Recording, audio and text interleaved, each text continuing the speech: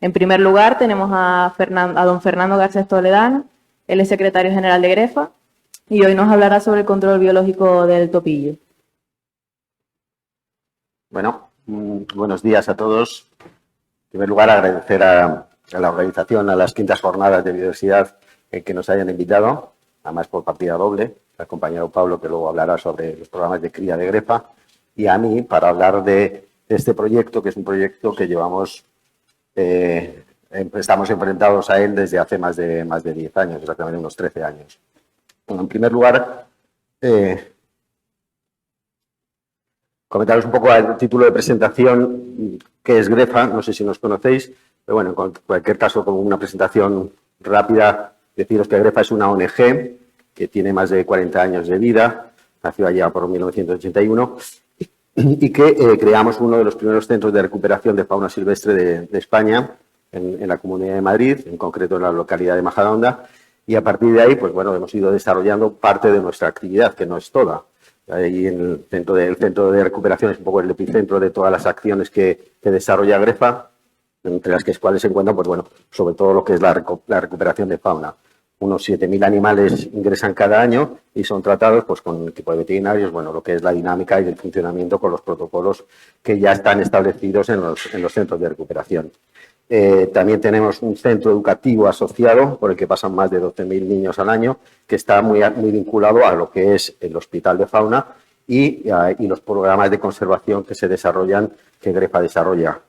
Y luego desarrollamos pues también muchísimos proyectos de conservación fuera de lo que es el centro. Es decir, que el centro nos permite dar salida a un montón de proyectos y a un montón de iniciativas que surgen un poco del centro. Entonces, en la actualidad, es verdad que tenemos una estructura organizativa muy grande, de más de 45 personas, con un equipo de veterinarios formado por 7 veterinarios, más luego un equipo de rehabilitadores, biólogos, con una sección importante de la que luego hablará Pablo, que es la parte de cría en cautividad, y con un programa educativo en el que hay un número también de 4 o 5 educadores que trabajan con las visitas de fin de semana y con el programa educativo formal dirigido a las escuelas.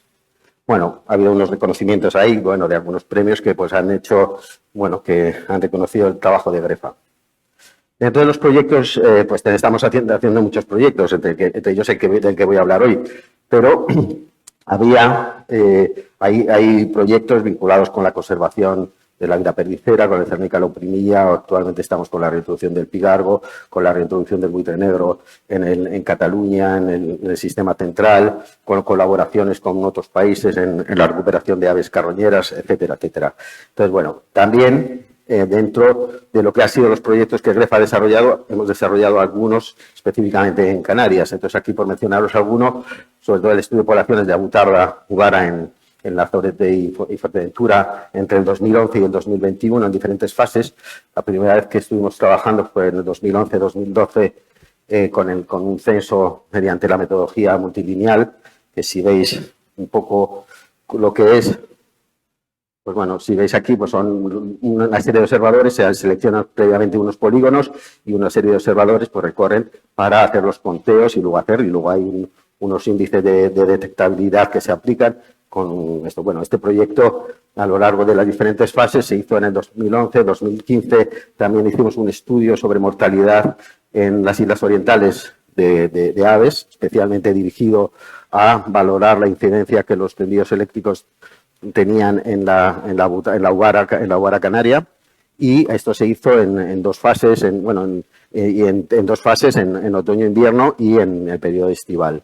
Luego también con un experimento de sesgo de carroñeo, es decir, que realmente va a ver realmente los cadáveres que desaparecían una vez que se colocaban debajo de los tendidos eléctricos, para cuantificar realmente si lo que nosotros localizamos es lo que es o es muy inferior a lo que realmente sucede en el medio, ¿no? Bueno, pues todo esto también hemos estado trabajando, y luego ya el último censo que se hizo también por la metodología esta de multilineal, fue en el 2020-2021, que es el último censo que se ha hecho sobre la ugara canaria. De forma paralela o complementaria, pues también se ha estado trabajando en el seguimiento de micromamíferos en la isla. Está aquí nuestra compañera también, Claudia Schuster, que es la que coordina todo este programa, pues por la participación en el programa del SEMICE. y la elaboración de la estrategia de conservación en el 2020, que participamos, que fue encargada por el gobierno canario, así como el plan de conservación de la musaraña canaria, o sea, un documento de avance. Y este año pues, se va a dar continuidad a los censos y a los muestreos de musaraña canaria en Lanzarote, Fuerteventura y Montaña Clara. Entonces, bueno, pues está un poco, pues es el vínculo que también Grefa tiene con el archipiélago. Entrando ya un poquito en materia y ya para hablar, ya centrarnos en lo que es el proyecto nuestro del control biológico del topillo campesino, comentaros que este se inició en el 2009. Previamente, en 2007-2008, había habido una plaga, pero además casi de carácter bíblico, que había asolado Castilla y León, o sea, millones y millones de topillos. Hubo una explosión demográfica de tal calibre que, bueno, creó una alarma social impresionante, hizo daños a los cultivos, evidentemente, y eso desencadenó una reacción de las administraciones, tanto de la administración autonómica como del gobierno central, de echar miles de toneladas. Cuando hablo miles, bueno, a lo mejor estoy hablando exagerado, miles de toneladas, pero toneladas y toneladas de rodenticidas químicos, especialmente bromadiolona y clorofaccinona, para combatir al topillo campesino. Cuando toda la comunidad científica que venía estudiando el desarrollo de la plaga del topillo realmente estaba advirtiendo que estos crecimientos demográficos y estas explosiones demográficas pues colapsaban y que volvían a su estado normal de poblaciones, como se había visto en las poblaciones de Alemania, de Francia o con otros roedores, pues como los lemming en los países nórdicos, ¿no? Entonces, que no era necesario el tema del uso de esos rodenticidas. Sin embargo, eso se hizo a lo bestia y como consecuencia de eso pues se planteó buscar una alternativa para combatir al topillo campesino. Pero ¿quién es este personaje que vuelve a todos, que trastorna a todos, que lleva años desencadenando conflictos con agricultores, con la comunidad agrícola de Castilla y León, con las administraciones, y que ha generado muchísimos conflictos también entre el movimiento conservacionista y las administraciones? Pues este es un roedor, que es así, ya lo veis, es un rechoncho de cola corta, es herbívoro, que esto es muy importante porque es fundamentalmente herbívoro y necesita cierta humedad y vegetación verde, sobre todo eso. Es de una temprana madurez sexual y creo que es el roedor europeo que más rápido se reproduce. Una hembra es reproductora a los 22 días de vida, con lo cual haceros una idea del alcance que puede tener un desarrollo, una explosión demográfica a partir del nacimiento descontrolado de ejemplares. Son prolíficos, tienen 2 a 12 crías y luego la reproducción es continua, o sea que se reproducen durante todo el año. Poligínico, polifásico, y luego es colonial, subterráneo. Y luego tiene hábitos diurnos y nocturnos. Bueno, pues entonces a partir de esto, para que veáis un poco lo que es la explosión, cómo se desarrolla y cómo se va produciendo lo que es la plaga del topillo campesino a partir de la cronología de diferentes años, desde 1973, está reducido a los sistemas montañosos que rodean la meseta central y pues los Montes de León arriba, el sistema ibérico a la derecha y el sistema central abajo. Y veis poco a poco como en más oscuro va abarcando y va colonizando más colonias, más zonas agrícolas, comarcas agrícolas de Castilla y León, hasta que llegamos al año 2002, que prácticamente toda la comunidad castellano-leonesa está colonizada por el topillo. Además, es una especie con esas capacidades de reproducción, pues bueno, se empieza a asentar en los territorios. Esto obedece sobre todo a varias causas, pero una de las principales es el cambio del uso del suelo. La meseta castellana prácticamente hasta los años 70 se destinaba al cultivo de cereal de secano, pero a partir de los años 70 se empieza a implementar el regadío y se empiezan a implementar otras prácticas como es unos cambios recientes en la gestión agraria. El tema de la concentración parcelaria. Es decir, ahora os pondré unas diapositivas donde se ve muy bien qué efecto tiene la concentración parcelaria sobre el paisaje. La población de topillos, al proceder de diferentes focos, pues es una población saludable, muy saludable. Es decir, con los estudios genéticos que se han hecho de la población, se ha visto que detectando poblaciones que son más del norte con las del este, con las más del sur, pues realmente ya ha habido una mezcla de esas poblaciones y al final, pues bueno, es una población muy, muy, muy sana desde el punto de vista genético. Hay un factor también determinante, es el abandono de la ganadería extensiva, que podéis preguntar, ¿y qué efecto tiene esto? Pues evidentemente, sobre todo en Castilla, lo que era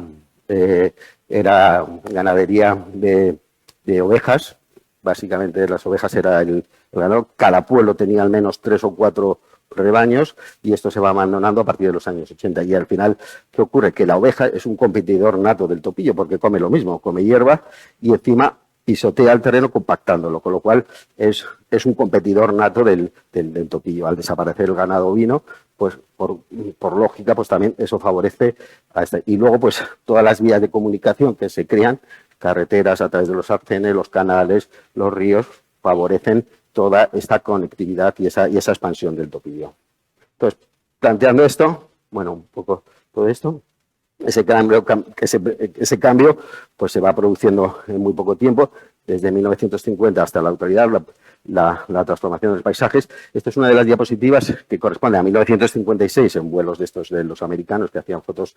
Entonces veis que el territorio está muy parcelado y muy segregado. Eso bueno, pues se va viendo que realmente va evolucionando y luego ya en el 86, desde el 86, bueno, nos vamos encontrando con toda esa parcelación, se va produciendo una concentración, es que las parcelas y los terrenos son cada vez más grandes y después, bueno, ya actualmente sería un poco lo que nosotros tenemos hoy aquí, pues son parcelas muy grandes, aquí estamos hablando de parcelas de cientos de hectáreas, o sea, son parcelas muy grandes, con lo cual realmente esto conlleva a que, pues evidentemente, a un paisaje que ocupa gran superficie de Castilla y León, pues sería todo lo que se conoce como la comarca de Tierra de Campos, la Moraña, Campos Pan, amplias zonas de la zona segoviana, o sea, amplios territorios que estamos hablando de miles de hectáreas, o sea, y que tienen un paisaje que es como un poco el que recoge esta diapositiva, un paisaje sin árboles,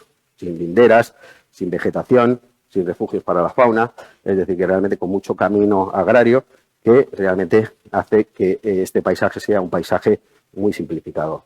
Si veis esta diapositiva es muy significativa, esto está extraído de un libro de ecología. Si veis un poco la idea que se quiere transmitir aquí, es que en la primera diapositiva veis un paisaje pues muy diverso, con parcelas pequeñas, con vegetación, el río sin encauzar, entonces realmente pues hay una biodiversidad mucho mayor que la que se va produciendo a medida que el paisaje se va simplificando. De esta manera, cuando tú ya te encuentras con el paisaje que es el paisaje actual de gran parte de Castilla, nos encontramos con que el número de especies, la biodiversidad de estos paisajes se reduce de forma extrema.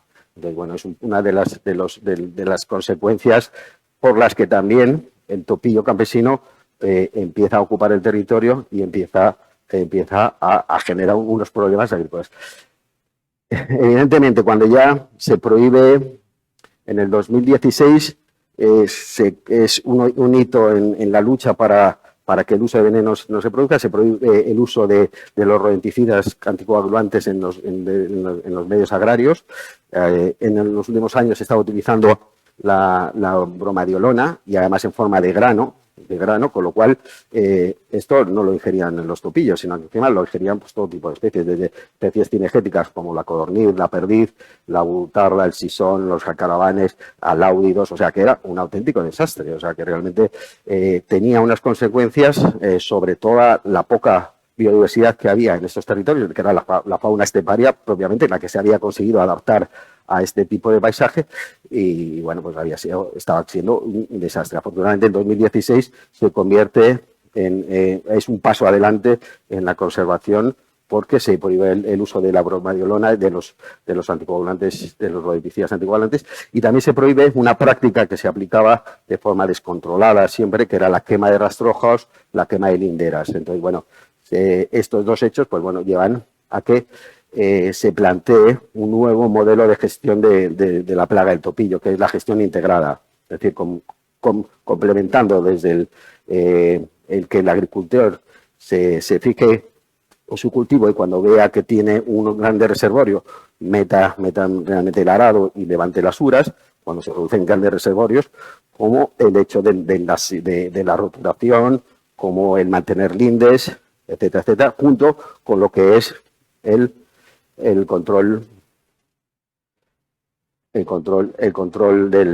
biológico. Es decir, que ya se empieza a interiorizar por parte de la administración castellano-leonesa como que el control biológico es un instrumento válido para combatir la plaga del topillo. Nosotros llevábamos desde el 2009, ahora empezaré a hablar un poco ya de nuestro proyecto, pero ya vemos que todo lo que nos rodea en torno al proyecto es favorable para seguir potenciando una política de gestión en la que participemos y que erradicada ya una vez el tema de los venenos. Eso es un poco la clave y el éxito del programa. Un programa que, como veréis luego, tiene muchas derivaciones y en la que realmente llevamos trabajando un montón de años.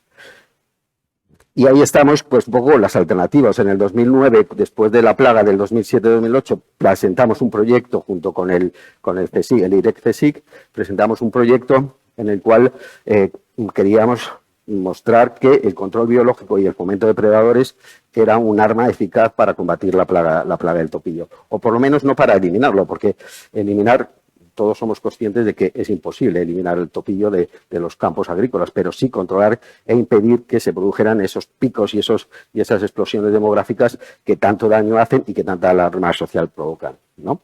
Entonces, bueno, pues sobre el proyecto de básicamente, en nuestro caso, empezó pues creando sustrato de nidificación. Si os recordáis la diapositiva esta que era un campo enorme sin un sustrato de nidificación, nosotros lo que tenemos que favorecer es el sustrato de nidificación de unas especies especialistas en predar sobre roedores. Uno es la lechuza, el otro es el cernícalo, luego hemos incorporado al mochuelo, hemos incorporado al cernícalo primilla y de forma complementaria también está el lautillo. Bueno, y otras especies, ¿no? Es un poco la línea. Y la línea prácticamente es algo muy sencillo. Es un poste y unas cajas. Y unas cajas donde puedan anidar, ¿no?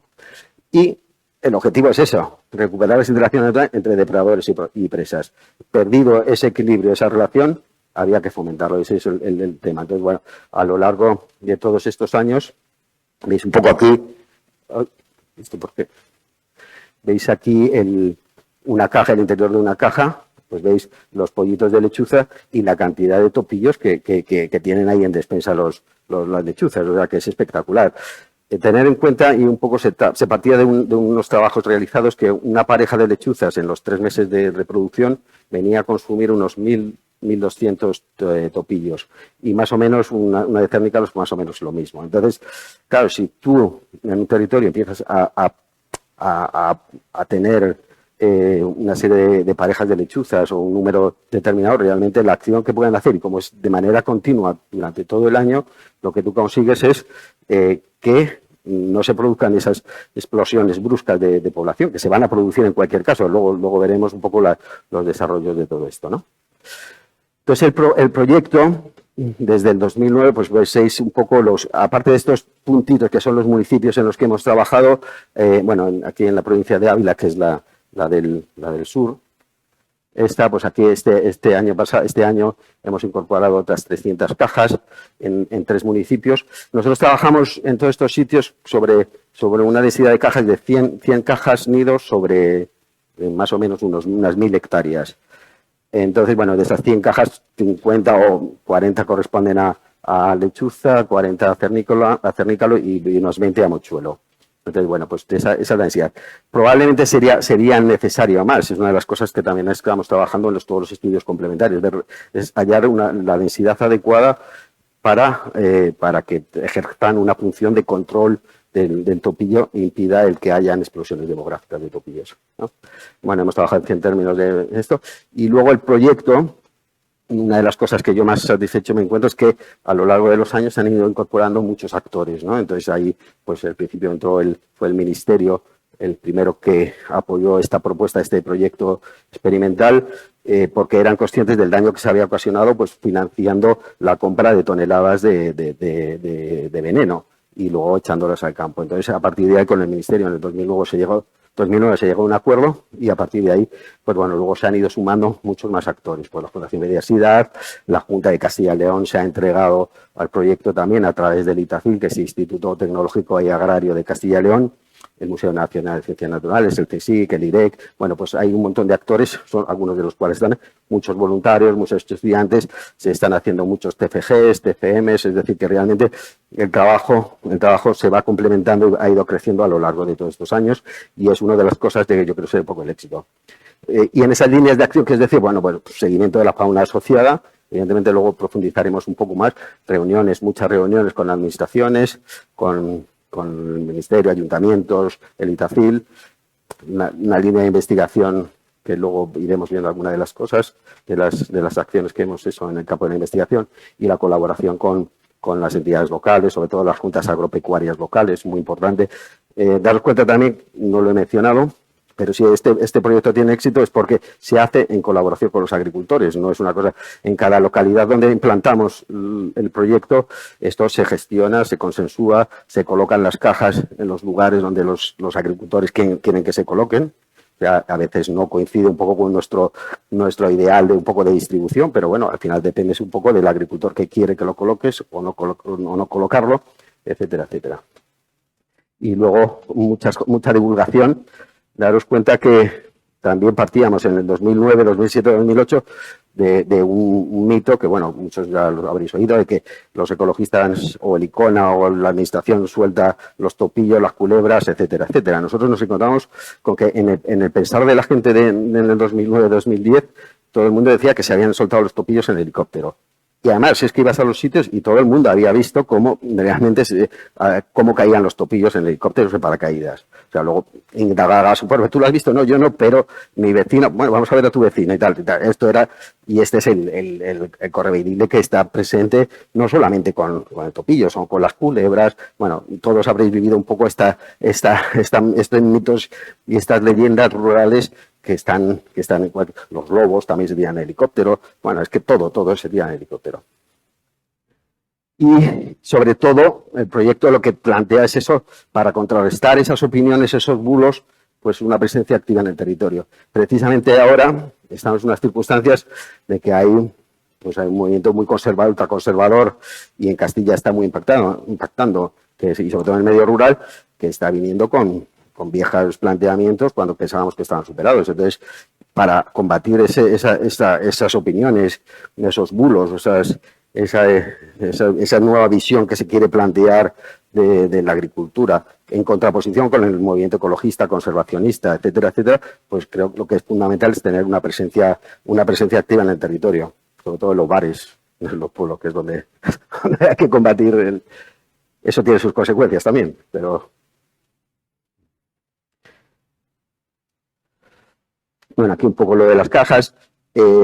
Realmente también a lo largo de estos años se ha trabajado mucho y muy bien con el tema de determinar las densidades, las densidades de topillo. Se ha hecho ya una valoración de de cómo medir en las parcelas agrícolas las densidades de topillo, pues con unos sistemas de muestreo y de valoración que se ha puesto a punto. Fue una tesis doctoral de una persona vinculado con el IREC, con el CSIC, y eso es un poco lo que permite también ir valorando las densidades de topillos que oscilan a lo largo de los años y variando mucho de un sitio a otro. Luego en la diapositiva de abajo veis uno de los problemas que tenemos. Realmente es que se sigue cultivando y cada vez más porque hay mucha demanda de alfalfa. La alfalfa es un cultivo, es una leguminosa que se mantiene en el territorio, se siembra y puede estar 5 o 8 años sin roturar el suelo y encima siempre está verde, con lo cual se le siega 2, 3, incluso 4 veces al año. Y entonces, claro, es donde se generan todos los grandes reservorios del topillo. Aquí es fundamental pues, el seguimiento de todas esas parcelas y la implicación de los agricultores para detectar si en un momento dado, esa explosión, esa parcela está siendo realmente un gran foco de dispersión del topillo, porque es donde se está dando.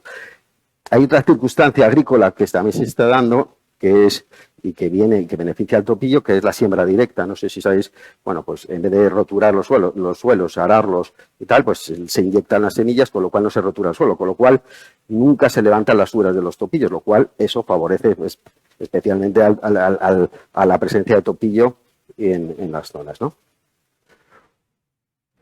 El proyecto, como digo, se basa fundamentalmente en algo muy básico, que es la colocación de sustrato de nidificación. Entonces, si veis, la tipología de cajas varía en función de la especie. Pues ahí tenéis la del cernícalo, la de la lechuza y la del mochuelo. Entonces, bueno, pues tenéis ahí diferentes.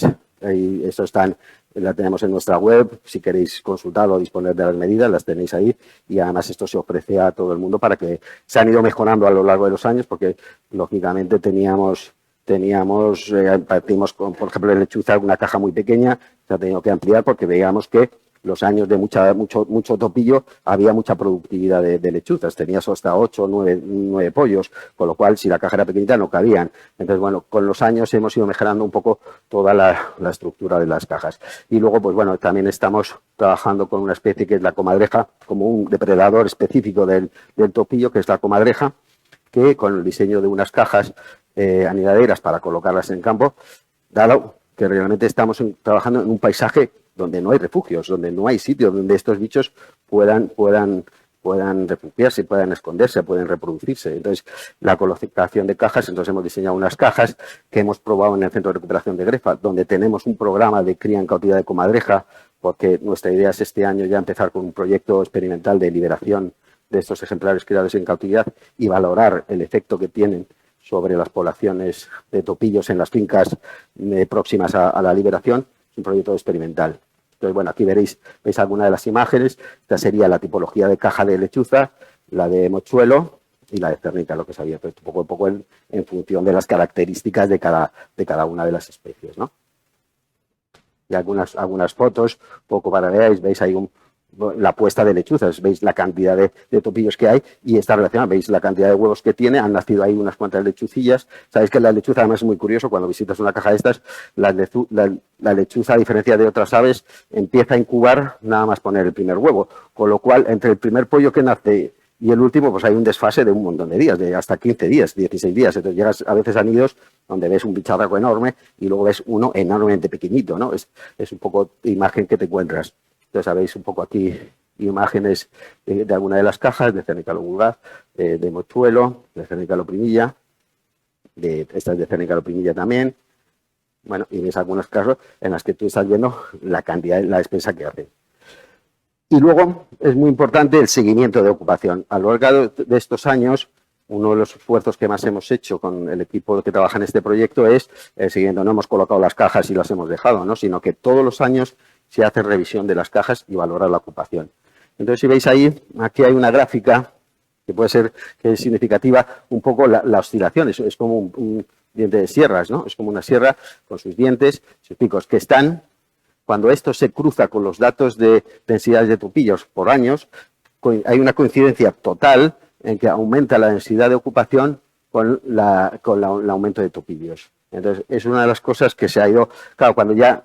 Por eso también la importancia de trabajar en series históricas muy largas, por lo menos de 10 años, cuando afrontas un proyecto de este tipo. Entonces, bueno, teniendo ya tantos años, pues y se están sacando muchísimas más conclusiones. Por ejemplo, el otro día presentaban los de la Universidad de Valladolid, nos presentaban que justo en las zonas de estas épocas es cuando de repente empiezan a aparecer machos y hembras muy grandes en los años de poca densidad de topillos. Entonces, ese puede ser un indicativo, un predictor de que realmente a lo mejor al año siguiente probablemente se produzca un aumento de densidad de topillos. Entonces, paralelamente y gracias al estudio de ocupación de cajas, al estudio del seguimiento de topillos, se está intentando gestionar la plaga desde el conocimiento científico, pero también desde la practicidad que impone actuar para combatir la plaga, ¿no? Bueno, entonces, esto es de algunas zonas, de unas cajas de unas zonas muy concretas del norte de Valladolid y Valencia, de la zona de Tierra de Campos, de cajas de los diferentes municipios. Entonces, veis esa oscilación. Hay años pues que la ocupación es del 90%, más del 90%, y años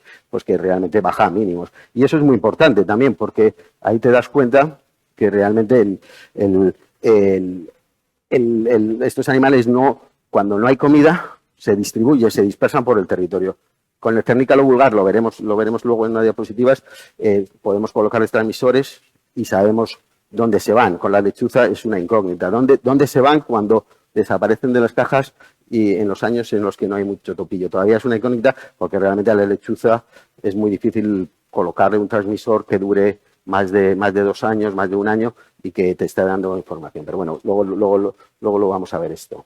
Entonces, bueno, en relación a esto, pues bueno, sobre todo es muy interesante valorar en la ocupación sobre todo de lechuza, cuando la lechuza se adelanta mucho en la época de cría, cuando en el mes de febrero ya están ocupando las cajas y con las puestas, eso es una señal inequívoca de que ese año puede haber un repunte de plaga de topillo. ¿Por qué? Porque son como predictores, es decir, los bichos se reproducen en función del alimento. Eso está claro, eso lo sabemos con casi todas las especies o con todas, ¿no? Menos con la humana. Entonces, el tema está en que realmente es un predictor estupendo, o sea, y en el seguimiento que hacemos de la ocupación de cajas es un poco de los resultados que estamos obteniendo, la información que te está produciendo. Entonces tú dices, oye, si tengo un 30 de 100 cajas de 50 cajas de lechuza, tengo ya 30 ocupadas en el mes de marzo, pues ya pones un poco, das una señal de alerta diciendo, cuidado que a lo mejor nos estamos enfrentando a un repunte del topillo en determinados territorios. Por eso también, como elemento de información, estamos valorándolo como algo muy, muy positivo. El marcaje, cuando se hablaba del marcaje, pues veis aquí un poco lo que hemos estado haciendo y lo que estamos haciendo en la actualidad. Antes estábamos marcando con unos dispositivos que se llaman data logger y estos son ya emisores que son satelitales. Estos tienes que poner una antena, una emisora receptora al lado de la caja para que cuando lleguen descargue toda la información. Estos dispositivos no te dan la información en el momento ni la puedes. Esto sí, estos de aquí ya sí, porque tienen su placa solar, van cargando y entonces te dan, pues en función de lo que concretes y contactes con el satélite. O sea, si lo quieres. Bueno, voy a ir avanzando. Bueno, este es pero es muy interesante y ahí estamos cruzando datos. Si veis, por ejemplo, esto que estamos hablando, este es de un bicho marcado. Y entonces todas estas son zonas donde va. Entonces esto lo cruzamos luego con los datos, con el mapa de las parcelas agrícolas. Entonces veis que en función del color son los que van. Entonces luego estos datos se los proporcionamos a la gente de la Junta de Castilla y León para que visiten sobre todo las parcelas que son donde hay más intensidad, donde con mayor frecuencia visitan los ternícalos. Y entonces se está comprobando que realmente ahí es donde están los grandes reservorios, entonces donde hay muchas más densidades de topillos. Entonces, bueno, pues también nos está indicando, y es precisamente aquí, en estas parcelas que están en rojo, donde puedes actuar hablando con el agricultor si es necesario obligarle, condicionarle a que levante los cultivos para evitar que ese sea uno de los focos por donde se expandan los topillos.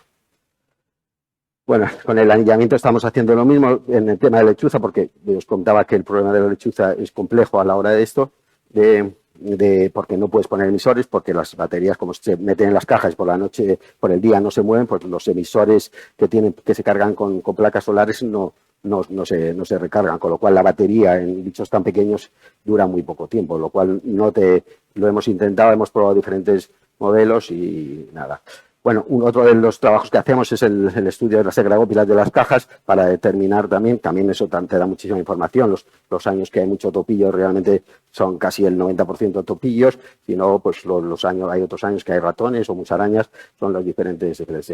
También se hace una cosa que nos preocupaba mucho desde el principio, es que al instalar predadores como lechuza, cernícalos, mochuelos, estuviéramos afectando a otras especies. Especialmente nos preocupaba mucho el tema de aláudidos y las especies cinegéticas. Entonces, bueno, se hacen transectos, se hacen recorridos para determinar si realmente estamos alterando, afectando a otras especies. Lo cierto es que después de más de 10 años, revisando todo y haciendo este trabajo, hemos visto que no hay un efecto.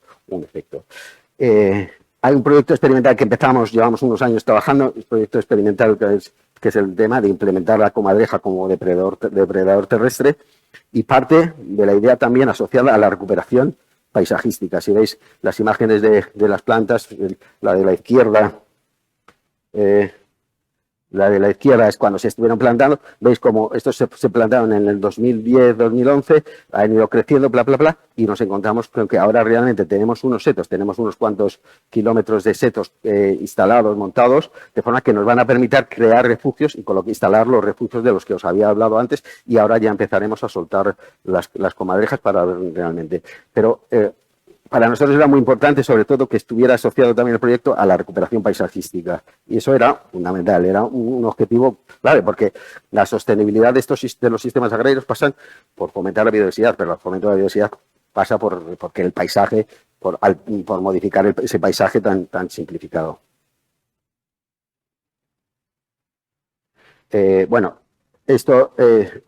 Colaboramos mucho con el SERTOX. Sabéis que es el SERTOX, el Servicio Toxicológico de Canarias. Trabajamos mucho con Octavio y ahí estamos, pues bueno, también es disponer de las cajas, más de 3.500 cajas instaladas, te da un potencial de investigación desde el punto de vista como un material biológico, porque puedes acceder muy fácilmente a los pollos para extraer sangre. Y en este caso, ¿qué estamos haciendo? Pues conocer el tema de la presencia de rodenticidas y de pesticidas y de fármacos en los medios agrarios. Entonces, bueno, de aquí no me puedo extender, además ya no tengo mucho tiempo, tampoco es mi especialidad, pero eso se podría hablar en otro momento, pero es muy interesante los datos que se están obteniendo. Aquí no vienen los del 2022, no los hemos presentado, son de anteriores, pero bueno, hay datos que la presencia de rodenticidas, aunque ya en el 16 se prohibió su uso y previamente ya prácticamente no se utilizaba teóricamente, sigue habiendo muchísima presencia de rodenticidas anticoagulantes. También es verdad que, fijaros, bueno, esta diapositiva no, esta, y sí que es significativa, esta que realmente estábamos viendo cuando detectas presencia de rodenticidas, nos pidió Octavio que lo relacionáramos con granjas avícolas, con granjas de cerdos, y sí que ves que realmente probablemente no se esté echando, pero se siguen utilizando en el entorno de esas granjas, donde sí que está autorizado el uso. Entonces, sí que hay una relación. Con el tema de plaguicidas y medicamentos, bueno, es espectacular.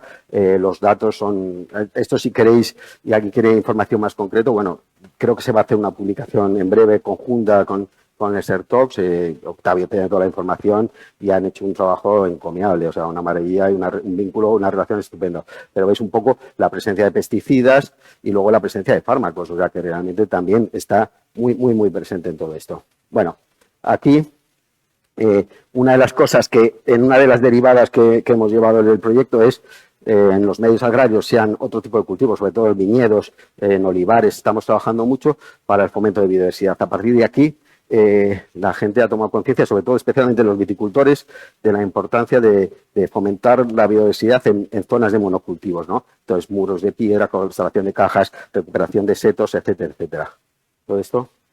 Y conscientes somos, pues, de que la biodiversidad es una cuestión de salud pública. Ya pues, la pandemia nos lo ha enseñado, One Health está en boca de todos, o una única salud, es un concepto que ya está calando, o debe calar, o debe estar presente en la mente de todos nosotros, de que realmente no puede separar la salud ambiental, la salud animal y la salud humana, sino que son tres conceptos indisolubles. Y pues esto pasa en ambientes muy simplificados, pues muy... Y luego, pues, el trabajo de divulgación, y ahí sí que también quería mencionar, aunque sea muy de pasada, la importancia que tiene la divulgación, las muchas charlas que hemos tenido con todos los colectivos de agricultores en el medio rural, en los pueblos, en los colegios de las zonas. Hemos hecho un centro de interpretación en Villalar de los Comuneros, el pueblo de Valladolid, que tiene como eje principal el control biológico del topillo y la biodiversidad de los medios agrarios. O sea, es el eje sobre el que se vertebra todo el proyecto educativo, que es visitado por colegios. Es alguna de las imágenes del centro, con maquetas, con diseños. Y luego nos han cedido una parcela de unas 6 hectáreas, donde estamos demostrando diferentes actuaciones que se pueden hacer en los medios agrarios para fomentar la biodiversidad, desde muros de piedra, colocación de cajas, las charcas, etcétera, etcétera. Y ya Bueno, luego pues, hemos creado y estamos creando que todos esos municipios que se han integrado dentro del proyecto de control, pues formemos parte de una red de municipios ligados al control biológico, o sea, fomentar y divulgarlo. Pues la de la derecha es la placa que se pone en todos los postes, en los postes que se colocan, que son placas, y bueno, pues seguir con las actuaciones que se van planteando. Por último, y no me quiero ir a aprovechar el foro que de esto y la oportunidad que nos habéis dado para plantearos lo último, que es comentaros que estamos haciendo el estudio de viabilidad del proyecto de reintroducción del Milano Real en Canarias. En concreto, el proyecto que se está haciendo para Gran Canaria es un estudio de viabilidad, no quiere decir que se vaya a hacer. La idea que tenemos, la autora del documento es Claudia, que está bajo la dirección científica de Javier Viñuela del CSIC, que es uno de los mayores especialistas en Milano Real. Y la idea es que una vez que esté el documento elaborado, que estará para finales de diciembre más o menos, nuestra idea es presentarlo en un foro aquí en Canarias, un foro de debate en el que hacerlo partícipe a toda la comunidad educativa, científica, conservacionista, para abrir ese debate y ver la posibilidad de que antes de poder que la administración, que es quien decidiría en cualquier caso si se hace o no se hace este proyecto de reintroducción del Milano Real en Gran Canaria o en Tenerife, serían las dos siglas que se consideran las más adecuadas, se pudiera hacer. Creo que sería importante consensuarlo y recibir las aportaciones de toda gente que está implicada. El Milano Real es una especie que desapareció en los años 60 del siglo XX, es decir, no hace tanto.